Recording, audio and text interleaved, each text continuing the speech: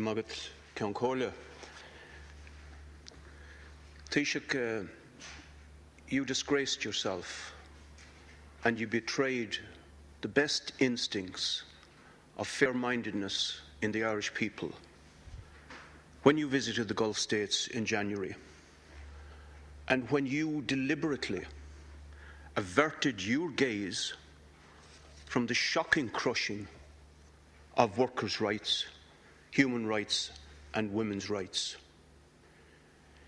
Now, the Irish Daily Mirror is not a revolutionary newspaper and certainly wouldn't have anything in common with the Socialist Party or the Committee for Workers' International.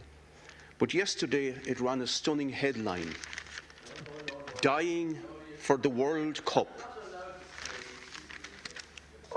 Dying for the World Cup, and outlining how in Qatar 1,200 workers so far have been killed in the past 2 years in the death trap construction projects in preparation for the 2022 World Cup. Amnesty International has reported a scandalous regime of the most grotesque abuse of migrant workers. And Kevin Maguire, the Mirror journalist, writing yesterday, visited Qatar, like yourself, except that he went to see the reality on the ground and found the most squalid labour camps where construction workers are forced to live in the most disgusting of conditions, some with no running water, open sewers and filthy conditions that would, in Ireland, have whoever was responsible sentenced to jail if they were housing animals in them, and rightly so. Amnesty has found workers in the construction projects on 68 cents an hour, sometimes going unpaid for months, physically beaten and have their passports taken by gangmasters so that they are made prisoners inside of Qatar. And I don't know why you referred to the cool weather you found there, when what these workers face in the summertime is working in temperatures as high as 120 degrees Fahrenheit. Have you ever worked in conditions like that? I haven't, but I have worked in conditions of 90 to 100 degrees Fahrenheit on a construction site, and I can tell you that's murder by itself.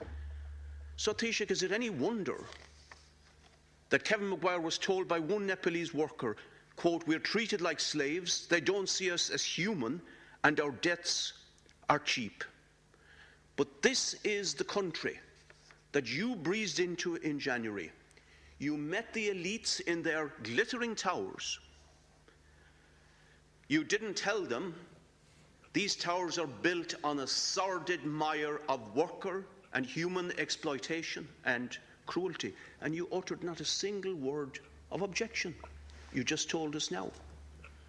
Sorry, Deputy, could you remind you we're at question time? And you raised, you told the Irish Times in defending yourself about this that you wanted to focus on endorsing the credibility and integrity of Irish companies doing business.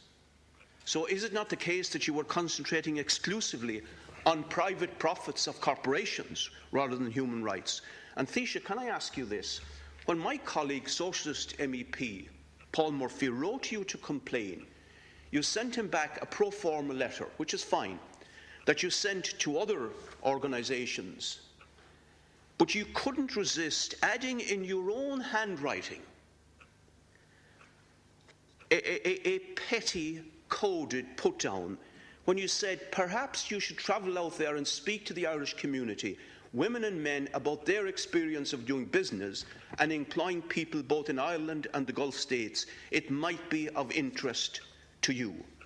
In other words, keep your mouth shut about human rights. There is business to be done. I want to finish by asking you this question, Taoiseach. Will you now take a stand? And will you make a public statement that will make world headlines, and for the very best of reasons, because it will speak to the concern and the best instincts of tens or hundreds of millions of soccer fans all over the world.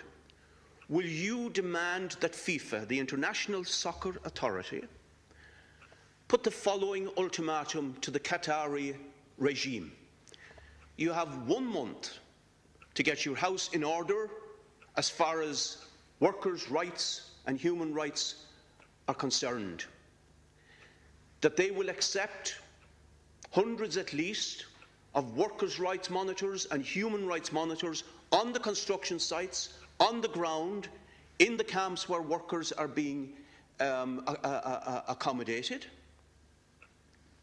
to see a transformation from this regime of slavery. Will you do that? Will you make such a call on FIFA, or otherwise, that the World Cup moves unceremoniously out of this country with its dreadful regime of exploitation? Taoiseach. Well, the purpose of my visit to the Gulf states was a trade mission with 87 Irish companies. And I meant what I said to MEP Murphy, because it is a revelation when you do go and speak to people from this country, some of whom have been out there for 25 years or more, working in their respective spheres or areas of activity. And I think that's important in the sense of trade, both ways, where standards apply. Now, as I already said to you, I think that you could usefully take this topic and have it discussed here at the Committee on Foreign Affairs. I believe that you could usefully contact the personnel who were on the European Parliament delegation to Qatar last week, who met with migrant workers directly and who met with those who are in a position to see that their rights and their facilities are as they should be. Genuinely, I met with a number of Irish contractors myself who are out there, who run a very good show, both for Irish workers and for labour recruited locally. I know there have been international concerns expressed about being able to hold the World Cup in those excessive and extreme temperatures. I don't think it's physically, suitable, and I understand there have been discussions about changing the timing of it. That's not a matter for me to be able to decide on. But I want to say to you, Deputy Higgins, as I said to Deputy Martin already, the issue of human rights in general and of women's rights in particular is raised constantly by our ambassador and by our participation, along with Saudi Arabia indeed, on the Council at the UN. And there's an appropriate time for everything. So if I was going out on a mission to talk about human rights, of course it's a different matter. But that doesn't mean that you don't reflect the concerns and anxieties as part of a general trade mission out there. So it's not a case of people keeping their silence. When I say to the MEP, it's a place that people could usefully visit to understand how people from this country have made their way and made it well and employ significant numbers of local labour to proper standards. Deputy Higgins, I don't stand up here and say that everything is perfect about any country in terms of its treatment of workers.